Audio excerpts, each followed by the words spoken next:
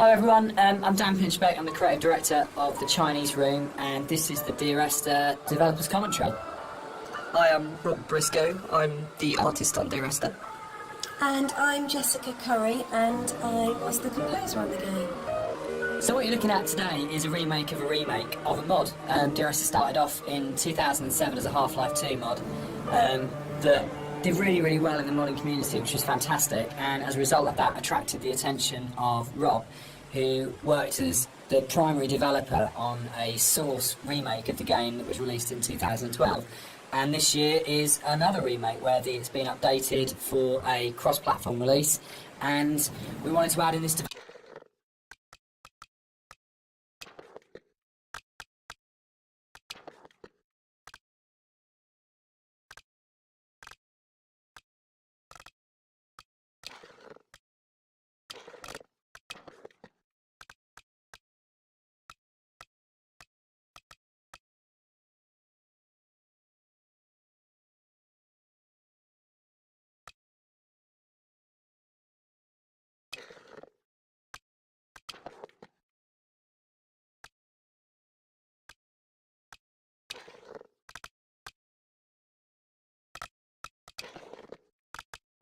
developers commentary just to give you a bit more of an insight into some of the ideas behind the games that came together.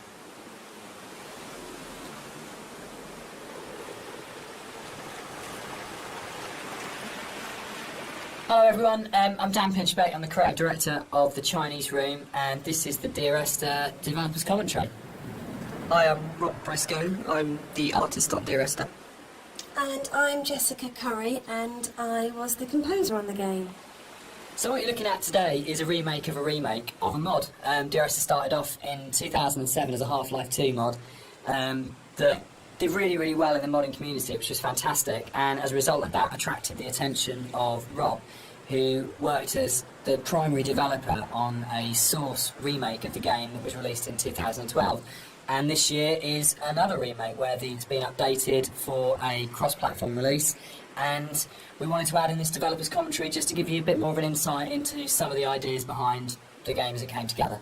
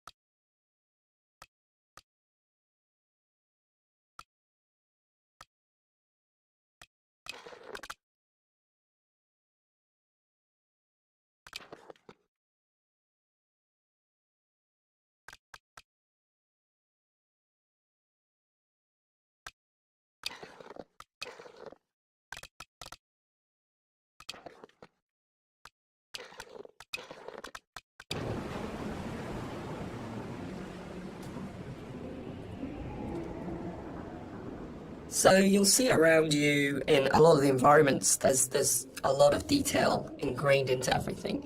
One of the things that I wanted to do with Dear Esther is bring the visuals up to the same kind of level of detail that Dan and Jess had put into the other areas of the game. So all of the history and the kind of hidden pieces of story that are intertwined with the VOs and the music and stuff, I kind of wanted to bring some of that into the environments. So if you look around you, you'll see that there's a lot of interesting bits and pieces, a piece of paper with someone's name on it, a photograph, an ultrasound. All of these little bits and pieces are kind of laid in to just kind of bring another aspect of the story into the game. And also, they're actually randomized, so every time you play, you'll see something different lying around. And this is just to build on this idea that everybody has a unique experience and a unique interpretation of the story.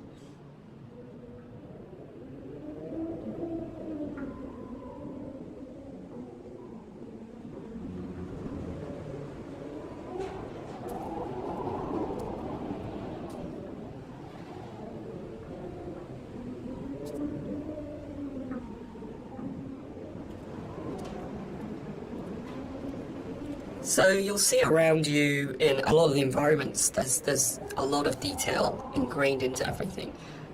One of the things that I wanted to do with Dear Esther is bring the visuals up to the same kind of level of detail that Dan and Jess had put into the other areas of the game. So all of the history and the kind of hidden pieces of story that are intertwined with the VOs and the music and stuff, I kind of wanted to bring some of that into the environments. So if you look around you, you'll see that there's a lot of interesting bits and pieces, a piece of paper with someone's name on it, a photograph, an ultrasound. All of these little bits and pieces are kind of laid in to just kind of bring another aspect of the story into the game. And also, they're actually randomized, so every time you play, you'll see something different lying around. And this is just to build on this idea that everybody has a unique experience and a unique interpretation of the story.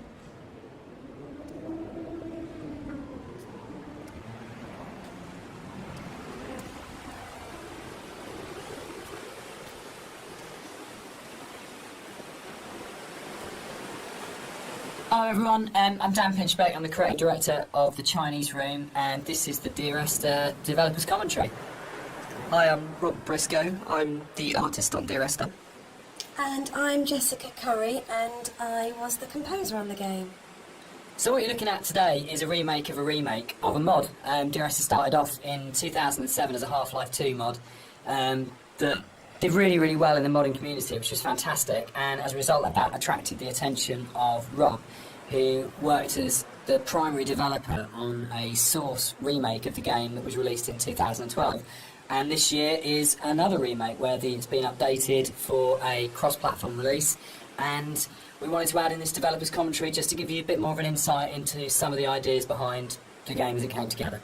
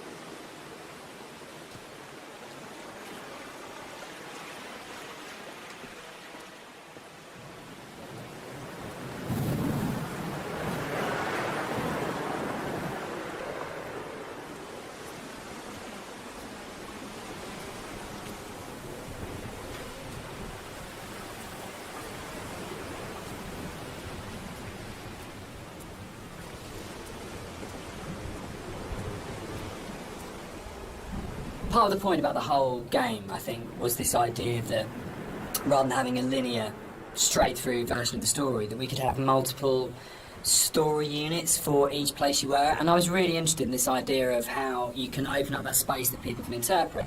So I loved the idea that you could have two people that had played this game and then would have a conversation about it, and one of them would say, oh, what did you think about when this happened? And the other person would be like, well, that didn't happen for me. I had a completely different event happen or a completely different story happen. And it kind of feels very gamey in that way, that actually one of the things I love about writing for games is that you hand over so much control to the player that it becomes their story, and that's really, really important rather than trying to force them. So using randomised blocks of voiceover in the game and the kind of randomised prop details that Rob was talking about means that it gives it a really different feeling every time you go through. And that's kind of interesting for me, because I like the idea of going, well, not everyone has to have the same experience, and because it's interactive, you have the capacity to have very different experiences occupying the same space. So yeah, but balancing all that then becomes an absolute nightmare. I think it's nice though because everybody gets a personal experience. Like I love reading the forums and seeing how people come and they sort of tell their story and what they interpreted of it, and then you see other people discussing what they thought of it. And to me, it's kind of nice because everybody takes something unique away from it.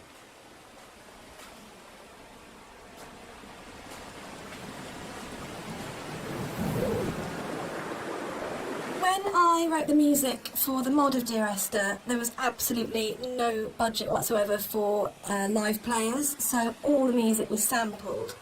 But one of the good things about that is it actually forced me to be quite creative about how I wrote the music. So with my background in sound art, I wanted to use samples in a different way that wasn't just using it to sound like a violin. I wanted to time stretch and manipulate samples to make something different and strange and quite unique.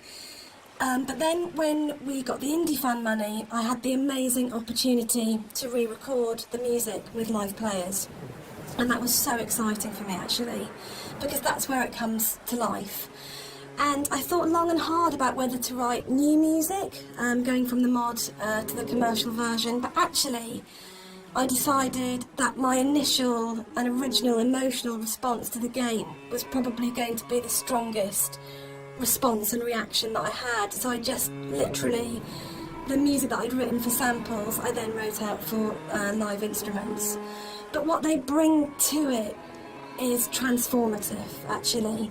And I think The Beach is a really good example of this, where, you know, you have these awful samples soaring away, and then you have the string quartet playing this very bleak, very sparse music, and they bring the presence of the island immediately to it, and it comes to life. And that's the exciting thing about it. It wasn't a huge budget, but just having that experience of working with the players was just magical.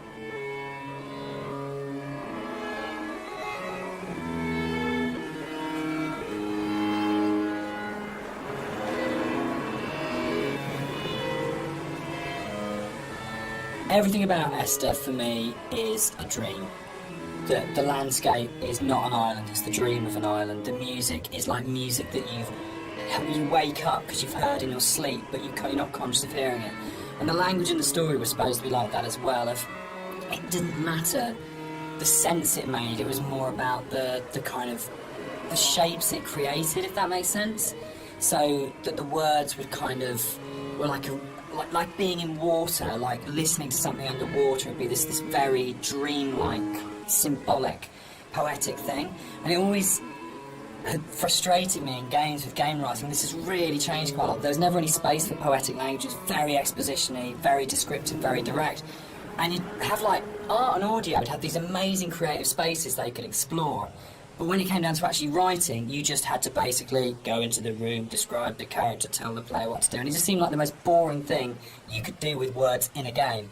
And why couldn't a writer have the same artistic freedom as a visual artist or an audio designer or a musician, in terms of being able to say, isn't this just about creating this kind of emotional tone, this emotional space? And it's really, I still love that about the game. It's one of the things I love so much about Nigel's voiceover, is it has this really odd, disconnected, kind of dreamlike quality to it, where you might finish the game and not actually understand anything that happened, but you're being carried along in the flow of it.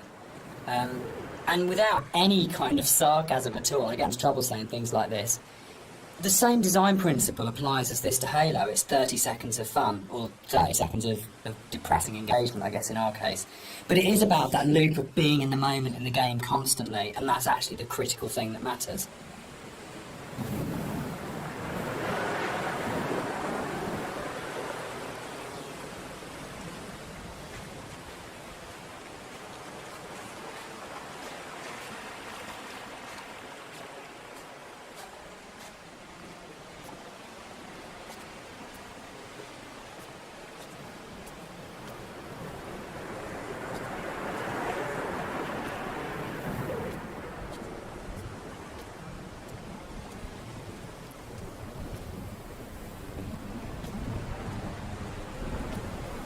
So people have asked why the Dear Esther is set on a Hebridean island. What's really interesting about this is one of those times when your kind of aspirations as an artist and the practical realities kind of dovetail. We knew that we had to have some way of limiting the player from disappearing off the play space, and when we made the original, it was a mod, and because it was a Half-Life 2 mod, you kind of had Eastern European city, spaceship, or blasted, desolate landscape, with your 3 options if you didn't want to start making any other assets. So it started off with these practical constraints. We don't want to set it on a spaceship, we don't want to set it in an Eastern European city, so it's got to be on this kind of like this desolate landscape. And we want to limit the player, so an island seems like a natural choice. And it's really interesting how you start from that, and we had this big lump of clay on a table that we were carving out paths and things that were annoying the cleaners and things like that. And Jess and I were talking, and Jess started making sort of snippets of music to kind of go in there. And then all of a sudden we just went, oh, that's the story, oh, that's what happened here. But it really started, I think, from the place. And when we started looking at photographs of Bore, we started going and reading some of the history behind it. Suddenly that was it, and it just was really, really naturally became, this is the place, this is what happened here, this is how it feels, and then everything else kind of coalesced around that. Yeah, I think as an artist it made my job a lot easier, because those islands are so kind of like, the environment is kind of hostile, you're out there in the Hebrides. You've got this kind of like inclement weather, you've got cold, rain, snow. It's a very kind of, it can be a very depressing place to be at times, but it's also at the same time very beautiful. And it's this kind of like stark, bare landscape that has this beautiful surroundings. So it's, in terms of art, I think it really helped me to portray a lot of the themes in Dear Esther. And there's a natural fit with the music as well. It suggested a musical style, which was really key, I think.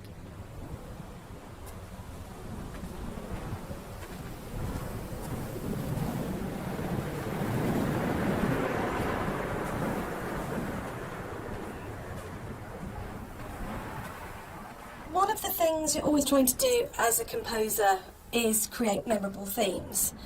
And a slight confession is that probably the most memorable theme, which is Remember in Dear Esther, wasn't actually created for the game. Ron's looking shocked. So it was actually from a piece of choral music that I'd written years before, based on a Christina Rossetti poem called Remember. And one of the things I was talking about earlier was how I didn't have any budget. So I had this piece of choral music, and I thought, hang on, this is absolutely perfect for Esther, but I don't want to use all of it. So the only bit that you actually get in the game is the first line of the choral piece of music. But that actually went on to form the main theme of the music that I wrote. And I think for me it's really interesting about how things that you've written earlier, years before, sometimes come in really, really useful and fit. So I always tell people and students not to despair if something doesn't get used or doesn't work at the time, because actually there'll come a place or a time where you think, hang on a minute, I've got something that fits. So in terms of that memorable theme, the Remember theme gets used in multitude of different ways during the game. And one of the things it does is helps you to identify the kind of psychic place that you're in the game. So the theme is played in lots of different ways, and actually you'll notice that as you go through the game, it becomes more and more broken and more manipulated and broken down as the player goes through the journey and as you're psychologically struggling to get to the end point in the game. So music's really, really useful for highlighting the psychological mood. And we talk a lot about psychogeography, which always sounds a bit pretentious, but actually I think it's really important to what the three of us did in the game. Yeah, absolutely. Dan, maybe what It's sort of like the cool kind of idea about psychogeography. If you're not in the place you're in, is not the place you're in, or you create the place you're in. It's not just as you're here and then the landscape's out there, but you don't navigate like a city by street signs and by those kind of formal things. You navigate it by the things which are significant to you in the way that you've lived in that space. And I think that was really kind of key to, I think it's really central to how the fusion of art and story and music come together in Dear Esther, because it's not a place where we're going, right, we have to lead the player up here because it's a natural formation, and then you would naturally have a piece of music here because you come around the corner. But the story, music, and art all work around the idea of what's going on in the narrator's head at this point. How do we represent his emotional state relative to this landscape? And again, it's that idea of the game is it's a dream of a place. It's like the idea of it being a fever dream or a coma dream, which obviously ties in a lot with the kind of story, and we'll come back to it in a lot more detail when we get to the caves a bit later on.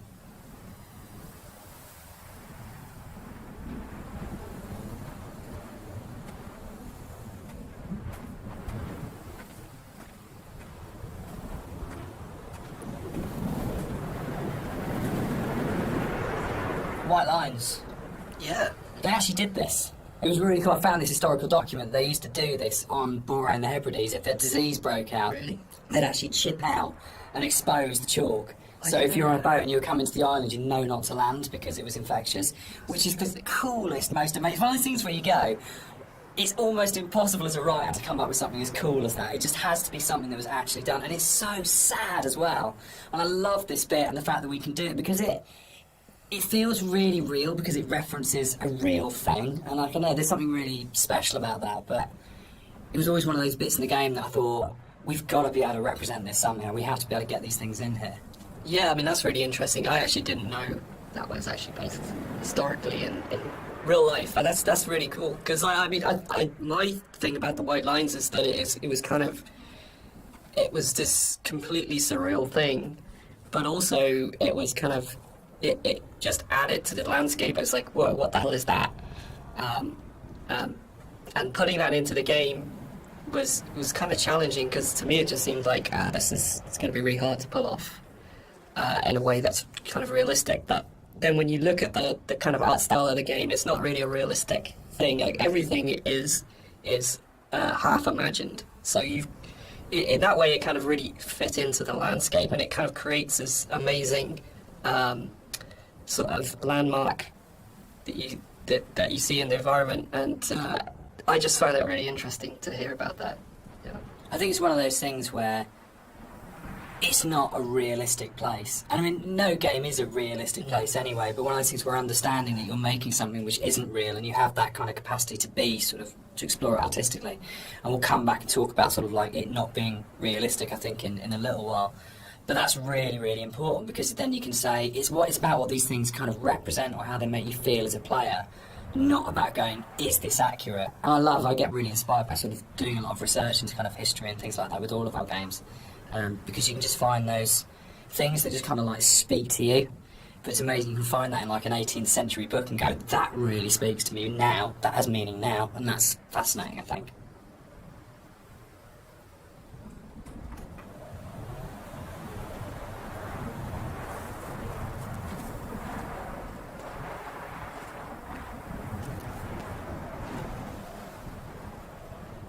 Something that I wanted to bring through in the art of the game was the same kind of fidelity that you find in both Jessica's music and Dan's writing, in the same kind of way that you have all of these little details, these very close attentions to detail that kind of really bring richness to the story. And something that was missing in the original mod version was just this lack of a visual layer of story. And something that I did throughout the art of the game is to add in all these little details here and there, little bits of story, little links to certain things that you may or may not hear or see, just a layer of richness in the world, and give you some kind of reward for exploring. So keep your eye out as you look around.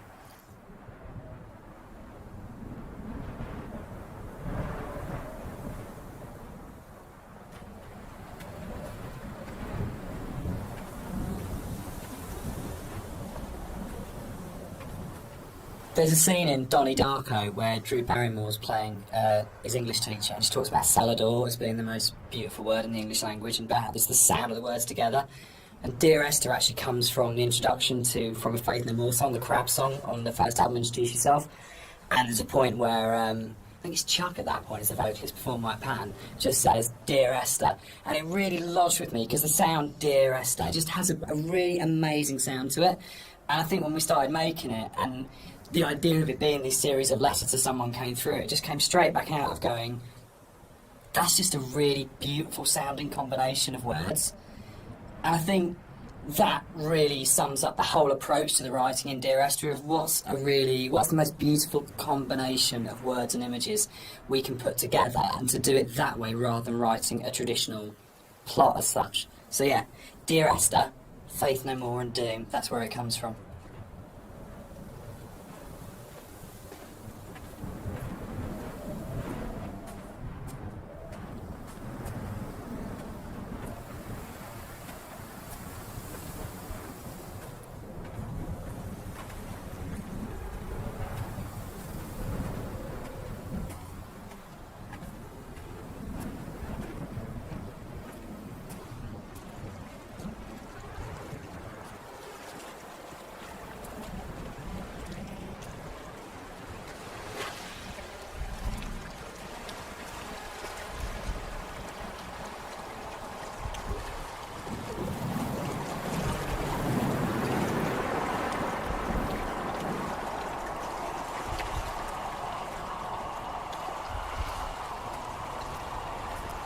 I think the central question to the entire experience, for most people that have played it or are talking about it, is this idea of, is the island real?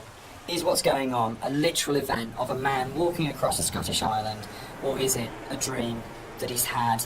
Does the island even exist? And one of the things that we try to do with the writing is to constantly lull the player into a position where they got an understanding, they made a decision about what they thought was going on, and then to undercut it. So you never actually were able to settle on any one interpretation. And that was the challenge I set myself when I wrote the original mod, was can we put a story in a game that not only lends itself to multiple interpretations, but there is no stable interpretation. Every single interpretation you have will always have questions, and you'll never be able to fully trust what you think you understand about the game. So it's challenging, I think, for that result. It becomes quite a challenging kind of game story because of that, because you don't ever get that situation to go, I understand it now, I can walk away from this thing and it's all closed off and it's tidy. It was a very deliberate attempt to say, no matter where you think you are with this story, you're always questioning whether or not that's right.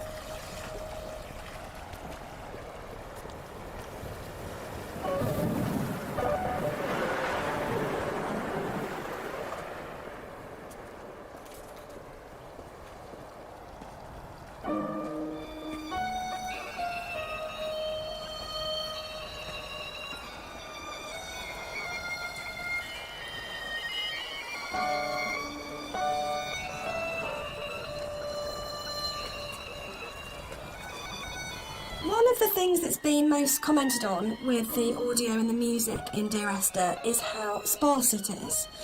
And that was a really deliberate tactic. I wanted to leave room for the player to think and to dream and to wonder and to put their own interpretation into what was happening.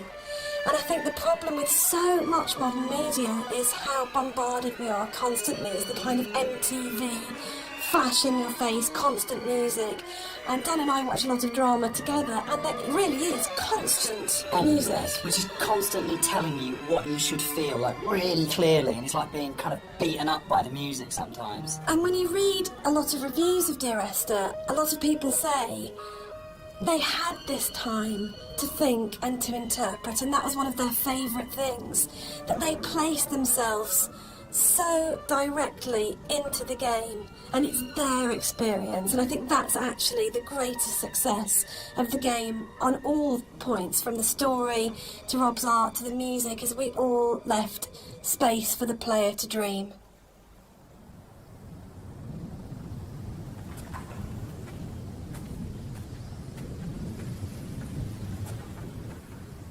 So there's a lot of places in the game where you see a lot of strange things, and this is very deliberate. One of the things we wanted to do is just kind of like not spoon feed the player every little piece of story. We kind of just, some things are literally just in there to just kind of let you think and let you decide on whatever you want to bring to the story yourself. It's kind of like I approached it like an impressionist painting, where you've got like this kind of very vague outline of things, but if you stare at it enough, you can kind of like fill in the spaces, and kind of the image comes together on its own. So a lot of these kind of strange pieces of geography and stuff, that's really kind of deliberate in some ways, just to kind of keep the player's mind open and kind of bring their own interpretations of the story through that.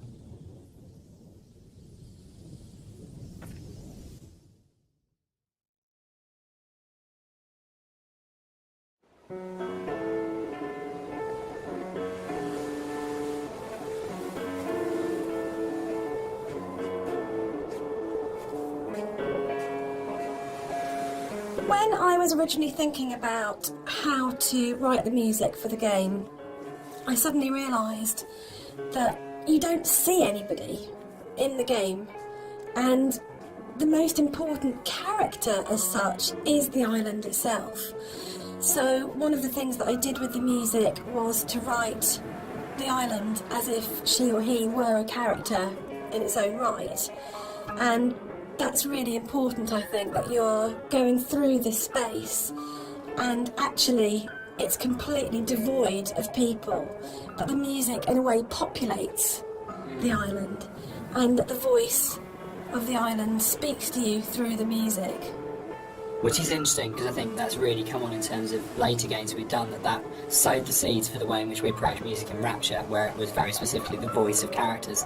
And Machine for Pigs as well, where the music was about being Lily's voice in the game, Lily's representation in the game. So it's interesting how, looking back on Esther, a lot of those kind of ideas were tried out here that then came on to take other forms in stuff we've done since.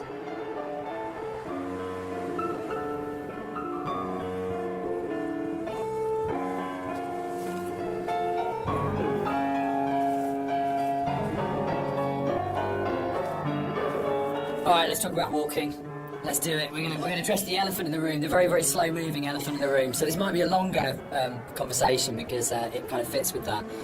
So Esther was the first of the what are now called walking simulators, and it was really interesting that for us it didn't feel that weird to have a game that was slower than normal, where actually there was lots of time to just walk around and think and look at things. And it was amazing at the time how this was seen as completely revolutionary, and it's really interesting. It's amazing to see how many other games are kind of like taking it on board. For me, it came from, I didn't see it as being odd to have a game where very little happened, where you thought about what you're doing. For me, it was kind of interesting that you could play some of the best moments in Doom are the bits where nothing's happening and you're just doing it, or System Shock, or those games that I absolutely love. Those quiet moments were the really powerful ones. But Esther is definitely slower than a lot of games, and I think that's actually why it's lasted. I think if we did have moments where we went, should it be faster, should we put our sprint button in, but I'm so pleased that we kind of held our nerve and went, no, just as like in real life, I don't run everywhere because that would be weird. It's okay to have a game where you don't run everywhere, and actually it is a bit weird to run everywhere, but if you're going to do that, then you've got to support it in other ways, and I think the music was a really powerful way of supporting that change of pace. What's really funny for me though, Dan, is that shamefully I'd never played a game before I worked on Dear Esther, so I didn't realise that all games weren't like this, which is, now looking back, really naive.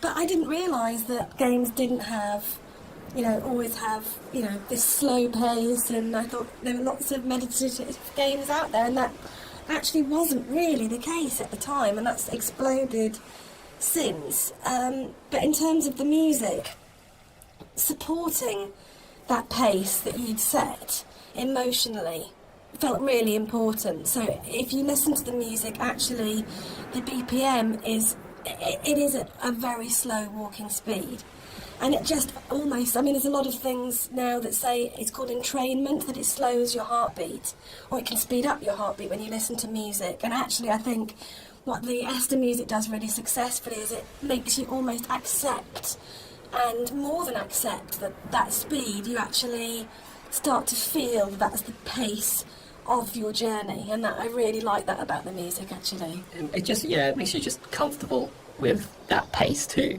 I think it just eases you into it. You feel relaxed.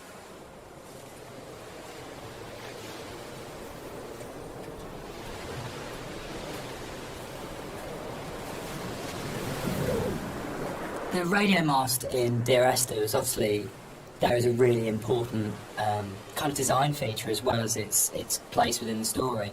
And that, I think, came from, it's really interesting, it being a Half-Life mod to begin with, and the Citadel in Half-Life 2, that it tells you how far you are through the game. You're always looking up to the skyline. Am I closer to the Citadel? Can I see it? And it lets you know how near you are to the end of the game. And it was really important because Esther's so open in a way, because there isn't this. You're not using kind of shootouts or kind of gating it with combat encounters to kind of constantly keep you moving. That it was really, really important that you always had that focal point of going, I know exactly from the beginning of the game, virtually right from the start, you know where you're going, you know where the game's going to end up, and you know that sooner or later you're going to be either at the base of that thing or climbing that thing, and it's always there, that red light. And I think particularly with the colour palette of the game, the fact that you've got this very, very, very clear red light that's unlike any of the other colours in the game immediately tells you as a player, this is what the shape of this thing is going to be, this is where I'm going, this gives me a purpose, even if the sort of moment by moment is a bit more abstract. Yeah, and navigationally as well, it helps you. It draws you in the right direction as you play the game. You can never get lost if you just follow that one landmark. Yeah, I think it's a really interesting place of where that sort of traditional game design is still, there's loads of it in Esther, it's just not necessarily done in quite the same way.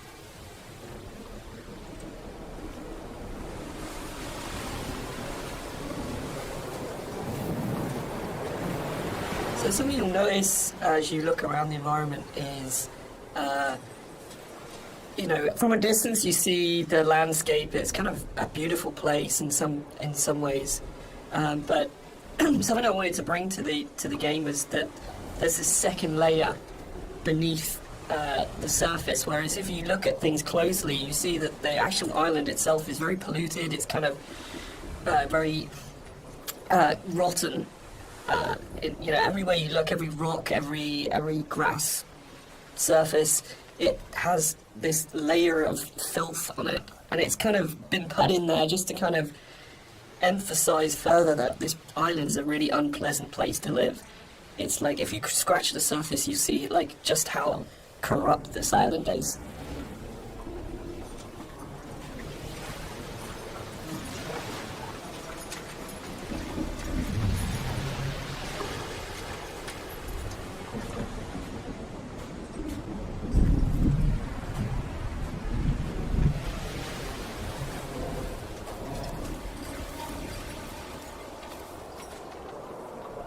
We cast and did all the voice direction for Esther ourselves for the mod, and it was basically Jess and I on a casting website just listening to people's show reels and finding what's the voice of this thing. And there was never any question about Nigel. I think we heard his show reel for the first time around. It's probably been listened to sort of 30 or 40 actors, and we started listening to his show reel and just both looked at each other and went, that's it, that's him. And it was amazing when Nigel came in. We had, I think, a day and a half to do the whole thing. And he just did that amazing thing that really, really great actors did. If he just walked in, got in front of the microphone, and more or less did the entire thing in one take. And we did hardly any retakes on anything. It just felt like his instinct for the character in the game was so strong that he just, without virtually any direction, just came in and just got it. And one of the hardest things with the voiceover that we did was when we went from the mod, which had 3 potential narrative units per queue, to 4 potential narrative units per queue, was not only finding new bits of writing that kind of complemented and played off what was there in the original mod, but for Nigel to come back in, nearly 5 years later, and to just re-find that voice in exactly the same way and deliver it in a way that fitted in and complemented it was a real testament to his ability as an actor, I think. That apart from we had spent quite a lot of time trying to make the sound actually sound the same in terms of mic placement and things like that, but in terms of the actual delivery of those new monologues, you wouldn't know that was both written and acted sort of 4.5 years after the original thing was done. So the one person who's not in the room sort of today but deserves a huge amount of credit for how the game kind of eventually was delivered, but also I think in terms of how the game has lasted, a huge amount of respect needs to go to Nigel Carrington for his work on it.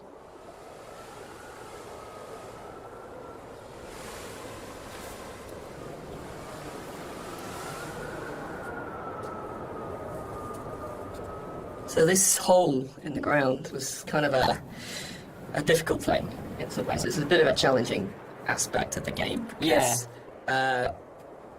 in some ways, it kind of like, I think for me, we wanted to have this pit here. I wanted the player to be able to actually go as close as possible and like look over the edge and you know, kind of have this feeling of dread and stuff. But the other issue that we faced was like, what happens if the player just jumps into the hole? Like, we have no real death in the game. And from a design point of view, Dan, I mean, I don't know what you it was really hard because, you know, it was a game where we couldn't let the player die. We didn't want to have respawns, but we had to handle the fact that there would be both accidents where the player would fall off a cliff or something, but also the deliberate urges of the player. Yeah. You know, the first thing you're going to do is go, great, there's an ocean, how far out can I go? Or there's a cliff that's really high, can I jump off it? And how do you have death in a game where you can't have the player die? Because if the player starts breaking up the experience by dying and reloading, then you're in a really, you start breaking the experience a lot. So yeah, I mean, we didn't want to also have like artificial boundaries, you know, where it's like an invisible wall. Like if you take a look through the game, you'll never see a place where you think you can get to, but you can't. There's always some kind of actual natural boundary or man-made boundary. So yeah, that was the other thing. We didn't really want to create this invisible wall around this thing. So it kind of, the whole drove the way in which that sort of the very weird audio visual, probably one of the most dreamlike bits in the game, where if you do die and you get the kind of the heartbeat and the strange flashes of visuals. And I think in a lot of ways, if we hadn't had the hole there, we hadn't had a place where we go, right, players will jump in this hole, we have to start from that basis, they will throw themselves down this hole, it kind of gave us the impetus to really focus on it. And I think the stuff like the drowning deaths and the cliff deaths are strong because the hole was there, and I'm not sure if the hole hadn't been there, whether or not we'd have arrived at that way of handling it, which I'm really proud of. I think it's a really incredibly creative, interesting way of handling a player going out of bounds and of actually being able to reset the game when the player's basically done something you ideally wouldn't want them to do. Yeah, I kind of think it fits well with the theme of the game as well, because you don't really know what's just happened. Yes, it's not like you hear a death sound and then you kind of respawn. It's this kind of like very soft, very ambiguous change. Yeah. There was a point in the original mod where if you died, it would do the whole Half-Life major fracture detected. Yeah. It always brought a really good tone to the game. Yeah.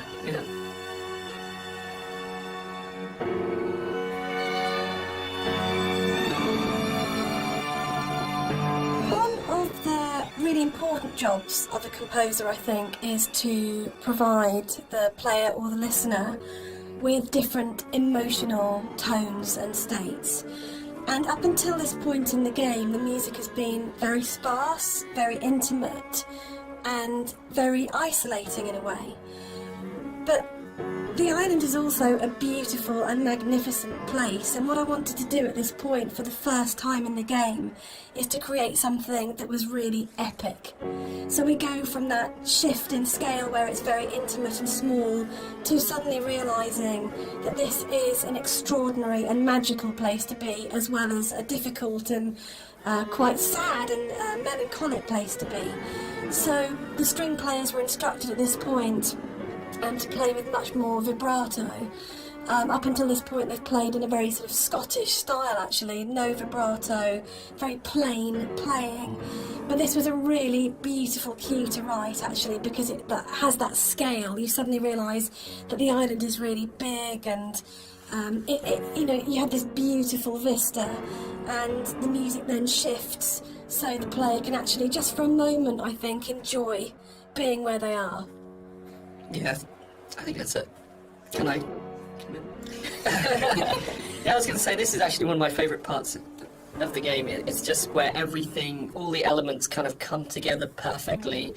You've got the the music, which is just epic, as Jess has said. You got the landscape, which is kind of like this big open space. You've got all the little bits and pieces that I put into the detail of the environment, like the movement. There's leaves blowing around. There's the clouds in the sky. There's the mist rising off of the grass, and then you've got Dan's voiceover coming in there, and I think it's just like all of these elements coming together and just in perfect synergy, and just kind of, it really brings chills up your spine.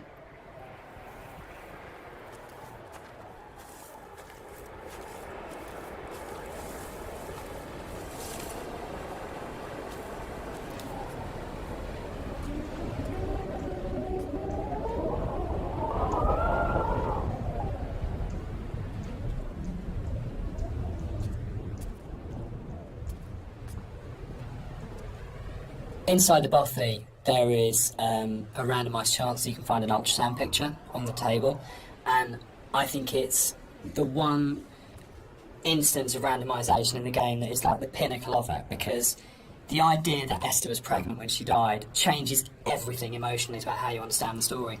I'm not saying you don't care as much if you don't find it, but it just adds this other layer of just the ground falls away from him the first time I saw it, and the meaning of the crash in Esther's death just means so much more when you go, it's not just about her, there was an unborn child here. And I think that's where the randomisation just hits its absolute peak, because it's one tiny detail that may or may not be there, but if it's there, it's going to fundamentally change the way you feel about the entire thing. And that's the strength that the randomisation elements in Esther kind of provide, that you go, you're likely kind of feeling about the story and your understanding about the story can be changed so absolutely by the occurrence or not of one tiny little prop detail. And that's something which, those moments I think are what make it really, really special. So it's for me, it's almost like the most important prop in the game, because when it happens, it's so profound. Yeah, and it's just something that makes each playthrough more personal, I think. This is what I love reading about, people finding these things and going, holy shit, I've just found this one thing that's going to change it. That's changed my interpretation completely. Yeah, absolutely.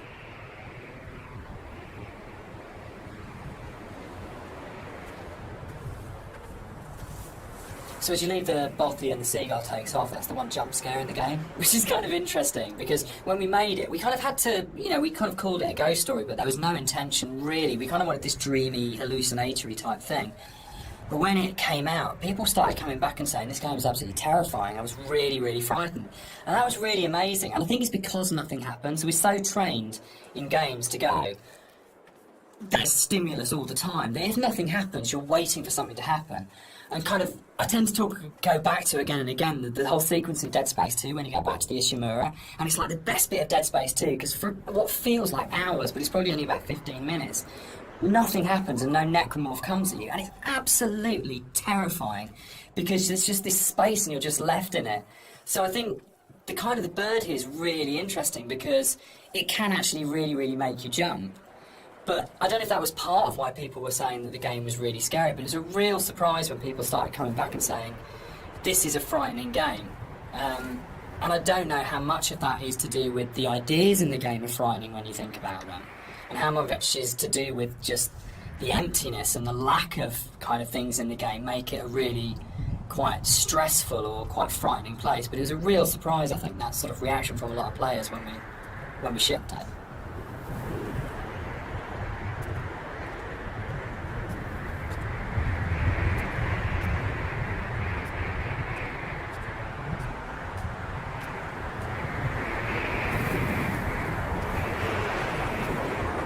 So one of the things that influenced the visuals quite a lot was the tech limitations at the time,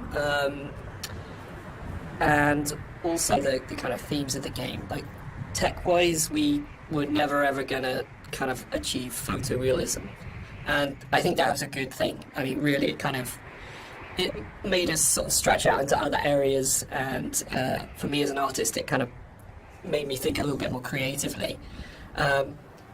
I did a few tests at the beginning, and when I realised this wasn't possible, I kind of went back and I kind of did some research on different styles, and one of the ones that really struck me was this kind of impressionistic painterly style, where it's kind of like there's just enough shape and color there for you to form an image, but a lot of it is just your imagination. It's kind of like the believability of the environment is in your mind.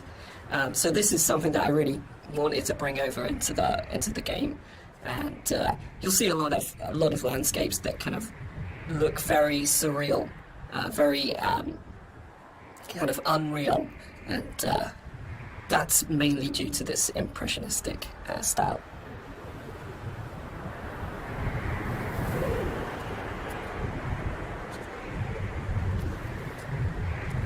We should probably talk about some of the inspirations behind it. I'm on a strict you don't talk about stalker kind of thing. And when Rob and I started talking, I think one of the first things that we kind of discovered was how much we're both obsessed with Stalker. Yeah. And I think that was one of the major things behind in terms of when people talk about game inspirations. I mean, for me, there's a lot of FPS stuff in there, Doom, System Shock. I think Stalker probably more than anything else. And Roadside Picnic, the Strugatsky novel that Stalker's based on, of the idea of this incredible space that you didn't understand, that's simultaneously beautiful and threatening. And I think sort of Tarkovsky's kind of films kind of play into that as well, his version of Stalker, that you want to have this place that you feel rather than think about. And for me, that was like really kind of core to all of the inspirations for the game, was this is a space that is about feeling, not thinking. Yeah, I think that the movies in particular, I think I hadn't watched the movies. I'd read the book and I played the game, but when I watched the movie, it kind of all made sense to me, like why I like the game so much and why I like the story. It's just like every shot is like a painting. It's like every shot has its story to tell. There's very little dialogue in the actual movie itself. There's just these long, lingering shots, and each shot is amazingly beautiful, and it's kind of desolation. And for me, that was like a huge influence, you know, like trying to bring some of that through into the environments. So that is definitely something I'm going to struggle not to talk about. But the game as well. I'd say the actual Stalker game has a big place in my heart. Like gaming-wise, it's one of the reasons I got into game art in the first place. Yeah. So that to me is a big part of it too.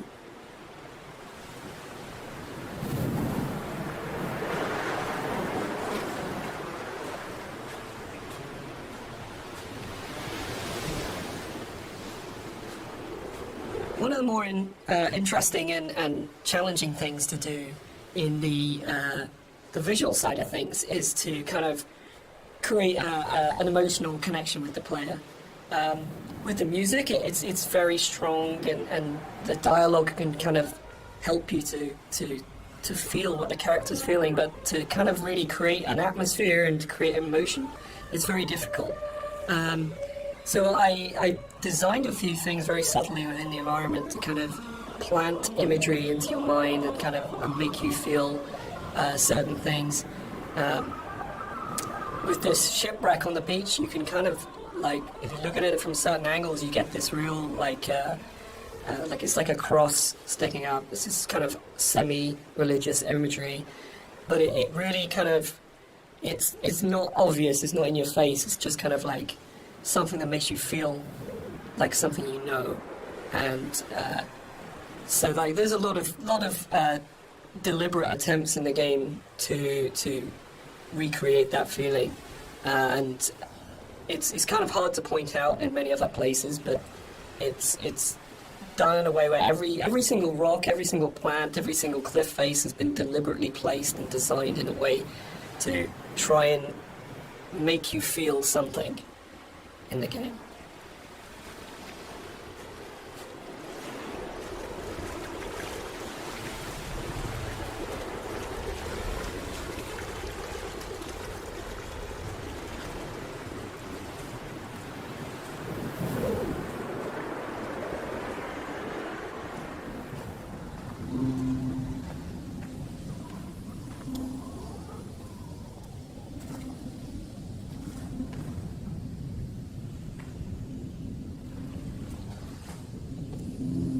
This is another of my favourite bits in the game, where you come along the edge of the sort of gully and you find hundreds of books, and it's one of the first times where most explicitly there's the suggestion that nothing you're seeing is real, because there's just no way that this can exist, and it's a really amazing, uncanny moment. But it works, I think, for me, because you just go, I don't understand it, but it's lodged somewhere in my head, and I can't get rid of it, and I can't unsee this. And I think for me, like in terms of my influences from books, I mean, there's the obvious sort of stuff like with Burroughs, Cut Up and things like that going on. But it comes to the kind of books that I really love, that, like Roadside Picnic, or the other one by the Stragatskys as well, I absolutely love, is The Ugly Swans, that's just full of these images that you go, I don't understand, I literally have no idea what's going on here, but I can't shake it, it's just got its hooks in me. And I think more recently you've got books like Jeff Vandermeer's Annihilation does this so well, where nothing is understandable, but you feel the logic, but you can't understand the logic, but you feel like the logic's there. And that, I think, is a really powerful thing that games are so good at doing, of creating these things. And I think where a lot of game writing for me becomes kind of the wheels fall off it, is that they have these amazing ideas, and then suddenly there's this huge rush of going, right, we developed this mythos and we've shown you all the tips of the iceberg, which are really interesting, but now we're just going to show you the whole iceberg. And actually that's never that satisfactory as a player, because it robs the mystery. And I think the best game writing is those kind of moments where you go, I feel like there's something just outside the edge of my vision, or just on the edge of my hearing, but it's the confidence to go, that's it, that's all you get, and the rest of it is up to your imagination. And I think it does loop back to games like Stalker. I think Skyrim at its best does it so well, where you just have these moments where you think, I want to know, but it's going to be down to my imagination to draw those things. And the player's imagination is the most powerful thing you've got in your design kit. There is nothing you can put on screen, there is nothing you can do with audio, there's nothing you can do with dialogue that will ever be as powerful as the player's own imagination. So if you oversell the idea and oversell the image, what you're actually doing is you're kind of not only robbing the player of the opportunity to invest in the game, but you're also fundamentally opting for a weaker tool than what the player can bring to the experience themselves.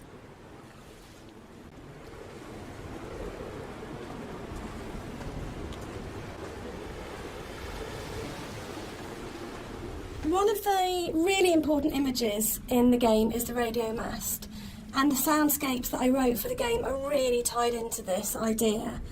So it's the concept of the tortured sounds that they're so broken down, they're so manipulated, and it really is supposed to represent the inner state of the protagonist at this point. It's that fractured understanding. So it kind of works on two levels, actually. We have the narrator who's trying to understand the journey that he's on, and we also have the audience's journey and their struggle for comprehension to understand what's going on in the game. So this distortion, this breaking down, this fragmented, kind of tortured sound really ties into the idea of the radio mast and that idea of communication, actually. That the game is trying to communicate something to you, the narrator's trying to tell you something, but it's so difficult to understand what that is.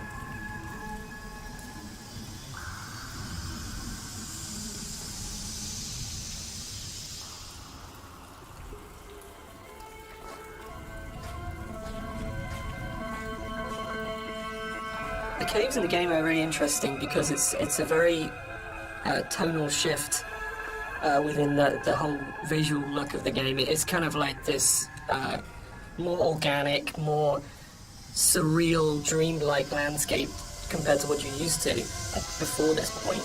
It's we kind of used the visuals and this kind of unreal theme very subtly, but here it's kind of at the forefront. And to me, it's kind of been designed as this kind of journey through the inner self, through the body, and it's really designed to be a very different experience compared to the rest of the game.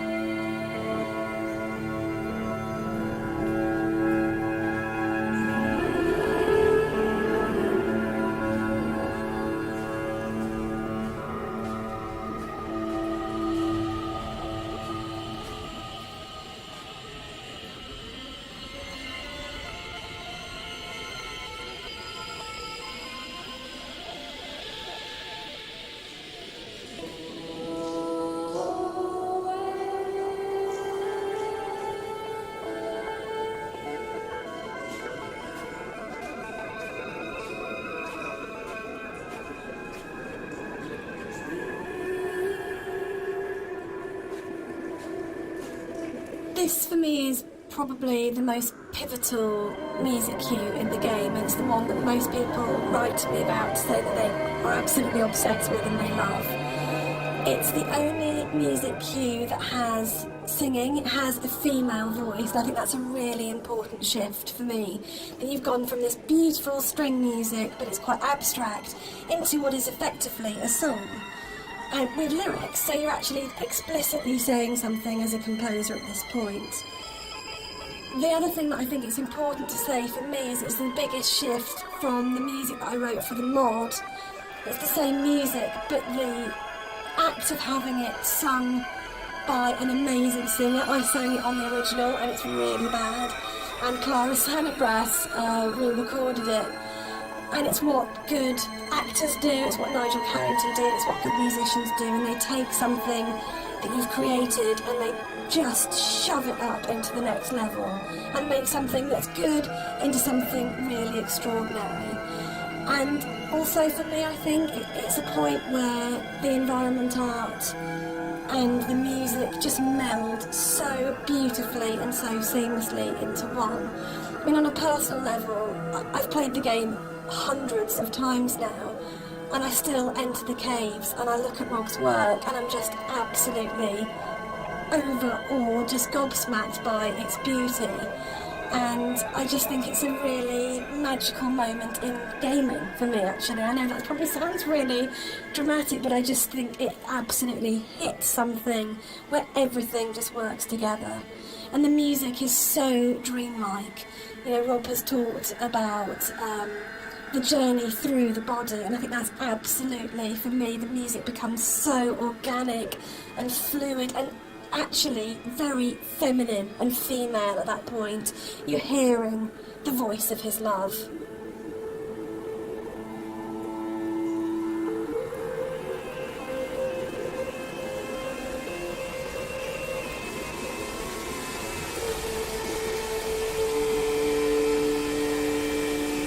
I just want to say that I think you can divide caves and games into pre and post Dear Esther. I think that it's just a way of breaking away from reality to saying what you can do with these spaces that actually makes them this incredibly, much more vividly colourful and much more kind of interpretative and look for it. It's really interesting that I look at caves now in games and I find myself going, that's a very Rob Briscoe cave. I think that's an amazing thing to have achieved, so I think it's one of those. It's great paying other people's work compliments. I enjoy that because you never feel like you're being big headed about yourself, but I think it is. I think particularly it does come again down to that blend between the audio and visuals that just, it's a real high watermark. I kind of, it's one of the areas in all of the games we've made that I'm most proud of. I think as well, you think you know what you're getting with Dear Esther for the first 45 minutes of the game, wherever we are at this point, and then you step into something completely unexpected and completely new, and I think it just throws the player such a curveball in such a wonderful way.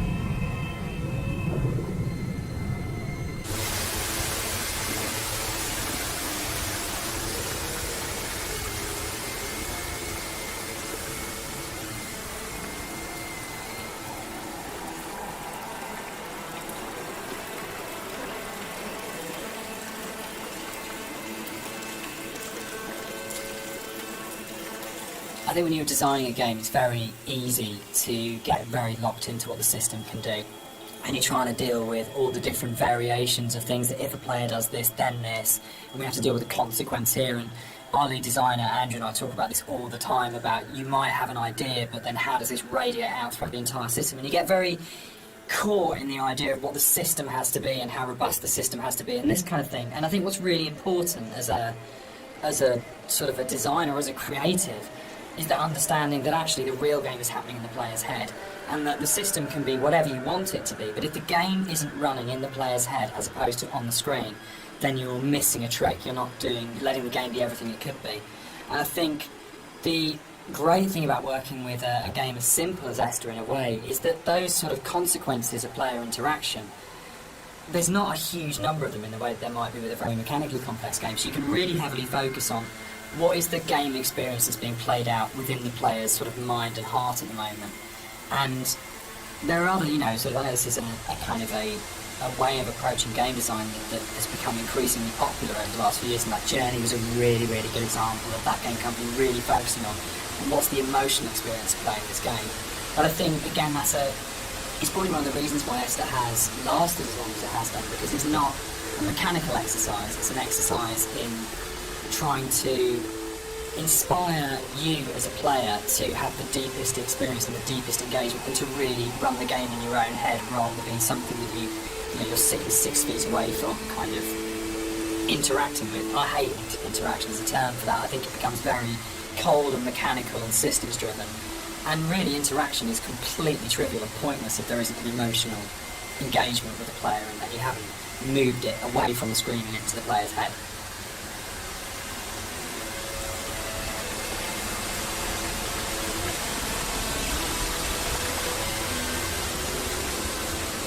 What's really important to me is that Dear Esther started out as a Half-Life 2 mod, and if the Half-Life 2 modding community hadn't championed it and celebrated it and downloaded it a lot and talked about it and loved it, then it would never have been a game.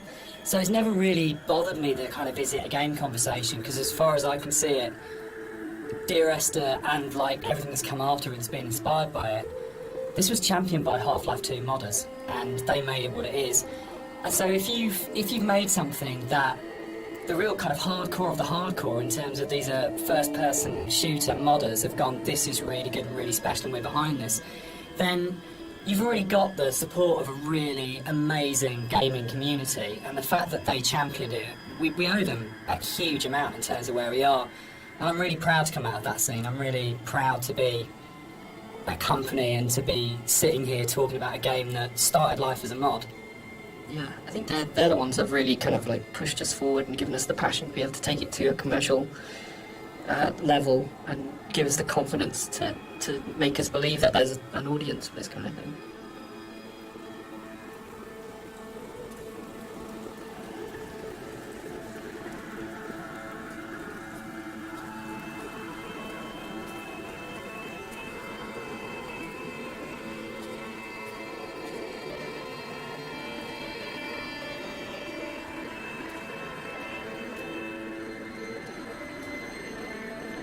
Dear Esther was my first foray into writing music for games, and I actually approached it very traditionally, so more as a film score than a traditional interactive game music score. And what's really interesting for me is that the lack of interactivity in the music was never a problem for anybody that played the game. And that's a separate discussion, but there's a big schism between game music composers of how much the music should be following the player at all times in terms of interactive music. But one of the reasons I wanted to say something at this point was that this was my little first journey into thinking about how you write music for games rather than films. So I had this song that was a certain length, and Dan said, well, we don't know how long the player is going to take to traverse through that space. I thought, oh no, he's right, and slightly panicked. So this was a very simple solution where the song was split in half, and then I wrote some drone music that could just play for as long as was needed as the player walks through the space, and then the second half of the song would seamlessly play And it's very, very simple, but it's quite emblematic for me in terms of my career, because it was the first time that I had to think about the player. Because with film music it's so simple, you know exactly what's going to happen when. But this concept of interactivity was so new for me, so I kind of look back at it fondly because it's quite a basic approach to, you know, compared to something like Everybody's Gone to the Rapture, where that was an open world adventure where I had to really think about the player and their movement through the space. I kind of look on this very fondly, this moment in the game.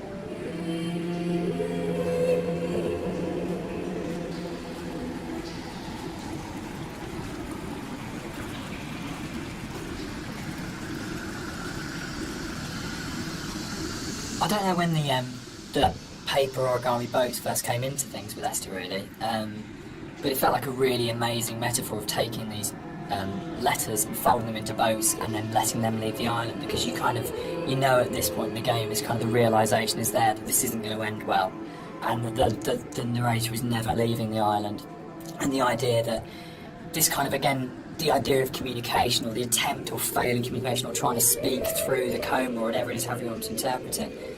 But the idea of putting the boat in the underground river really felt like it kind of reinforced that sort of dreamlike kind of quality of the caves, of actually there's something really sad about this one boat, because when you see it go past, you know that even the boats aren't going to leave the island. Like, this is something which doesn't have a tidy, neat kind of like resolution, and there's, even if you don't sort of think about it to that sort of level of depth, there's just something, it's one of those things that I really love about games that you can do, where it's just a moment that has a really distinct emotional tone to it, that you go, there's a pause when you see that boat goes past, that I just think is, yeah, it's something special you can do with kind of media like games.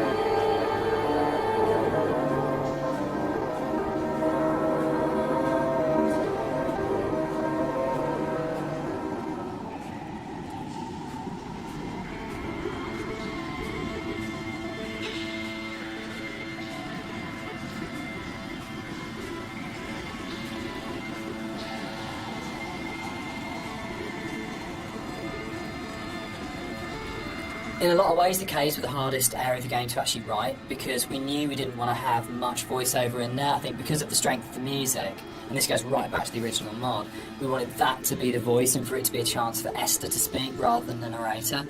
And we also wanted to have this break so that when the narrator came out from the caves, you had a real definite sense of something happening, and that he had changed as a result of this journey. So it meant really felt wrong to have a lot of voiceover within there, but then that made it really difficult, because then it was, you had like 4 one-sentence lines in there, and each one of those had to have an absolute clarity and to really, really kind of work. So I think for me, it was really interesting. It's like the difference between writing kind of fiction and writing poetry. When you read really amazing poets, and you have that incredible surgical precision where every single word is considered and placed so absolutely. And rather than being able to kind of, because the narrator rambles quite naturally, it was able to, you could kind of get into the flow of the narrator's ramble in other places in the level, and this was a real challenge, because suddenly I was having to write like a poet, of going, every single one of these words, every single cadence, every single sound has to be absolutely perfect, or it'll just feel like the narrator's voice is intruding on the rest of the experience. So it was, yeah, I think definitely the most challenging area of the game as a writer.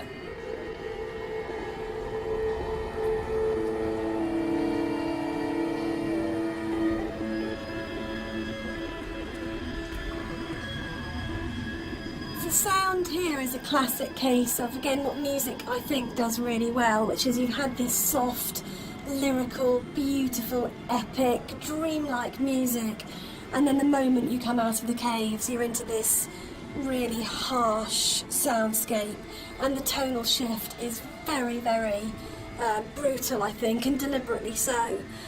You have very little music when you come out of the caves. You hear the wind, And it's a classic case of foreshadowing. So we know from this point that things are probably going to get bleaker, more difficult. And yeah, it's something that music does really well, I think, which is that emotional signalling and signposting.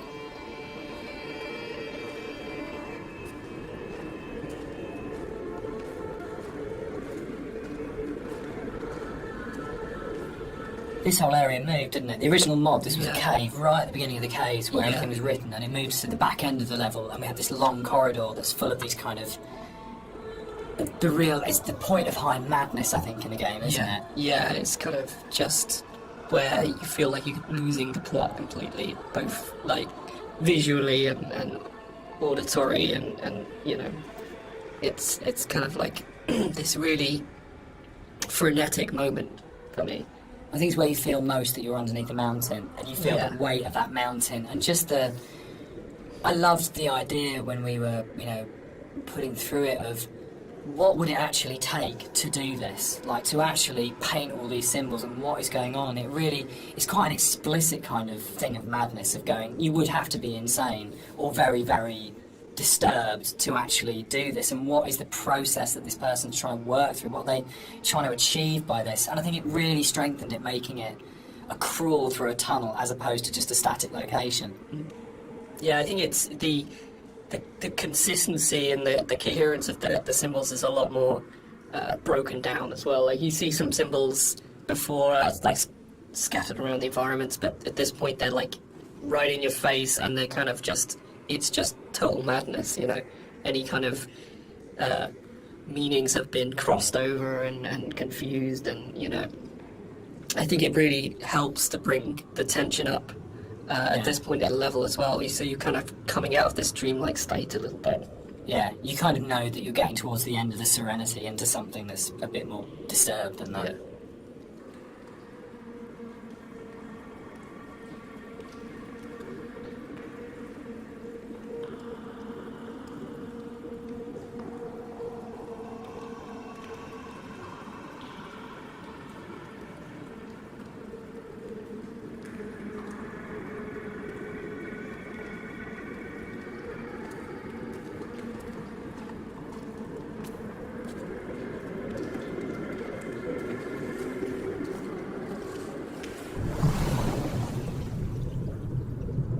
This is a bit more of a contentious one because we disagree on this one. I struggle with this, with the points in the caves where you duck above and below the water, and you have to have that transition of audio. And I love the audio on both sides of the surface tension of the water, but I really struggle with you breaking water because it's such a hard edge to the sound. And I don't think there's any other way around that. And you need to have those moments where you do go underwater because it's so important.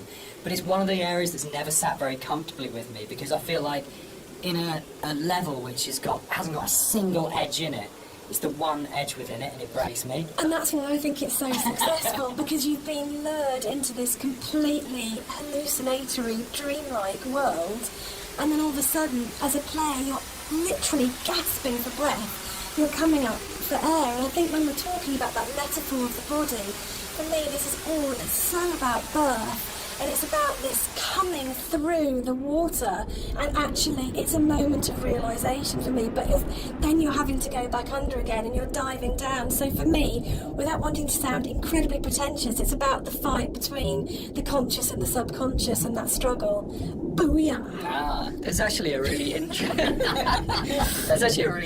thing about that underwater section there, though, is that, I don't know if you remember, but you had a piece of music that plays when you're underwater, and to me, I really like that. It's kind of like, because at this point it's kind of like a very calm, relaxed type of a journey, and you go underwater and it starts to break apart a little bit, and it's almost like, you know, that kind of psychosis is still there. It's not complete bliss at this point, and it helps to build that atmosphere up to this final jump. So we're both saying that Dan's wrong. Yeah. Excellent. Yeah. That's good. That's the way it should be.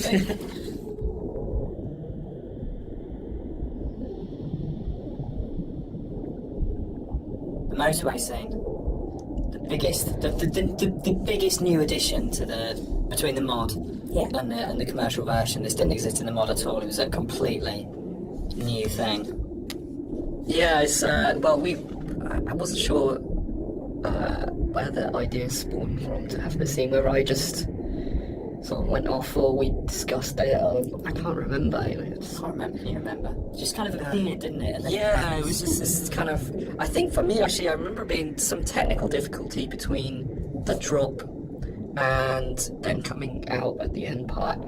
But it was like, it was the same thing that we dealt with in the past of like, how do we not kill the player? From a technical standpoint, I think it might have been something to do that. But it was also, I can't remember where the whole thing came from. I think it's my favourite point in the whole game, actually. I think it's just it's quite shocking, and it's so surreal, and it's so beautiful. And from an audio point of view, you have that baby's heartbeat bringing us back to the idea of the ultrasound. Was Esther pregnant? And it's one of those moments that I think everything just kind of collates together, and it's so unexpected. Yeah, for me, it's like a moment of realization. Yes. It's like it's almost coming to terms with something, almost. whether or not what actually is going on at the moment is real, this did happen. There's kind of an absolute. I remember playtesting it, and I didn't know that the car can get switched out with a hospital gurney. And I must have played it. I was like 3 or 4 times into playtesting it. The first time it switched out and it was a gurney, so I really remember kind of sitting there and going, "Oh God, that's just," and really being just stopped in my tracks by it. And it's one of those weird things you get when you're making a game, that you know you'll never have those moments that a player does, where you know it all so well. It's really, really rare to be in a situation where you actually get a genuine, fresh player's eye view on what you're making. Yeah, I was always a bit worried that it was maybe a bit too literal. Like we gone a bit too literal with that. But I think looking back at it now, there's still a lot of strangeness going on there. Obviously, the whole scene is unusual, but there's still these like very subtle details that are there that kind of still making you think, what does that mean? Like I think if you look closely, there's like coins scattered around and things like that. It's And for me, it's, again, sorry to keep going on about it, but it's about layers of subconscious for me. That you start overground, you go into the caves, you go deeper, you're falling down, it's going down the rabbit hole effectively, and then you go to the deepest level, and that's actually the truth, that's the reality, that's what happened.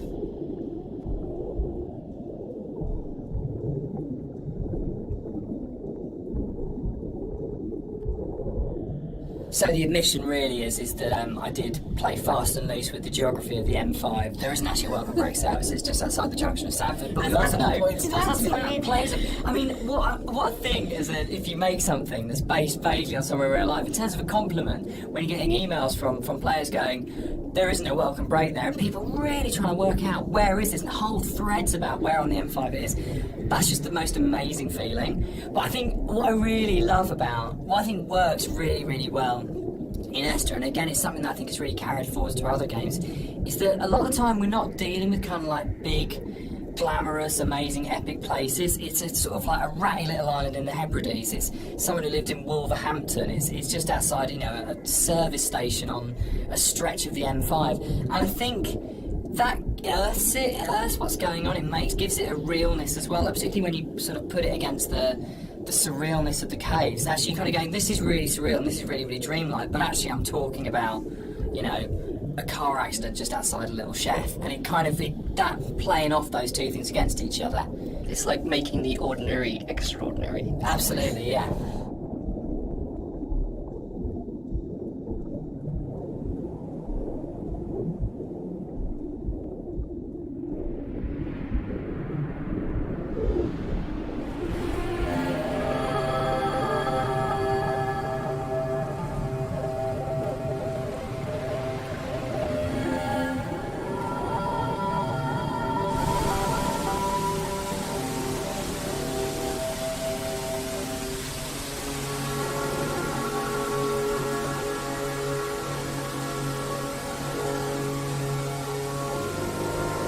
This scene for me is like really, really iconic because it kind of brings this idea of the caves being an inward journey through the body together. It's really kind of like a symbol of rebirth, and it actually brings together a lot of the visual goals that I wanted to achieve with a lot of the symbolism in the game. Like, I've talked a little bit about how the environment was kind of designed to provoke emotions, and kind of the impressionistic style gives you just enough information to make you think of things and feel things. But this is probably like the antithesis of this. And the whole feeling of rebirth here is quite strong. I know Jess.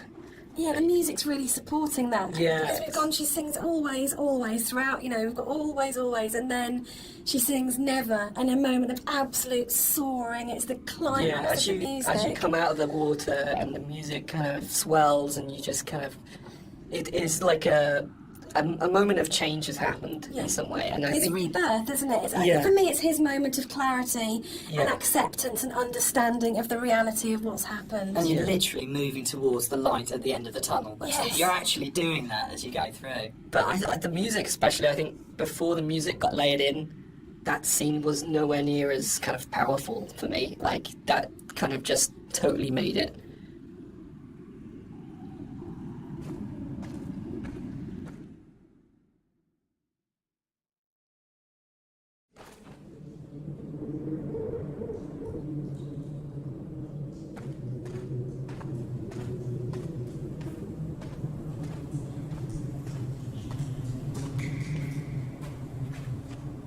Dan and I had worked on lots of projects together, non-game projects, before we made Dear Esther.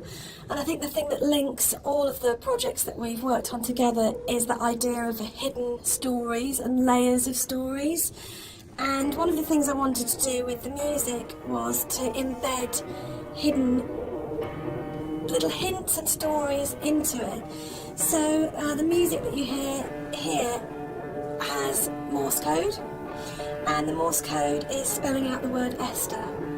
And I really, really liked this concept of that some people would understand that it was Morse code and try and figure out what it was saying. It also provided a really interesting rhythmical dynamic. And yeah, it's just about these ideas of hidden stories and layers. But it also starts to emphasise the obsessional nature, I think, of the story in Dear Esther, and his agitation and actually slight panic. So you're getting this rhythm that just repeats and repeats and repeats obsessively. So I think even if you don't understand that it's saying Esther, and even if you don't understand that it's Morse code, you're still getting this feeling of this obsessional repetition and slight panic that he has. And again, it's kind of it's the new chapter, and it's spelling out that something has changed at this point.